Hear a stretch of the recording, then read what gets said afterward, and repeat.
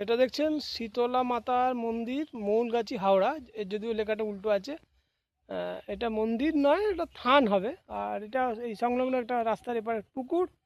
এইখানে জুতো খুলিয়ে প্রবেশ করছি। আর এইখানে যে দেখা যাচ্ছে যে নিম গাছ দুটো আছে, এটা দেখুন শীতলা মাতার বেদি। এখানে কিন্তু লেখাটা ঠিক হয়েছে। এবার এই বেদি যে ঘুরিয়েই দেখাচ্ছি আপনাদের। এখানে একটা মনসা গাছ, দুটো নিম গাছ, একটি আরেকটি। কিন্তু এখানে একটা সুন্দর জিনিস যেটা বলার চেষ্টা করছি সেটা হচ্ছে বেমুজ গাছ। বেমুজ গাছ সাধারণত গুল্ম জাতীয় হয়ে থাকে, কিন্তু এখানে একটা পুরোপুরি বৃক্ষের আকার ধারণ করেছে। এই দেখুন বেমুজ গাছ, বেমুজের ফলও ফুলেছে।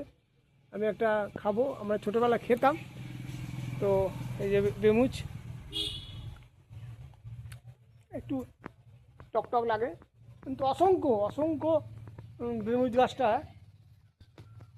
ফল ধরেছে। আর দেখুন ঠিক তার নিচেই এই লেখা আছে বলাই, স্বর্গীয় বলাই লাল ঘোষ, মাতা পিতা মাতা মলিনা ঘোষ।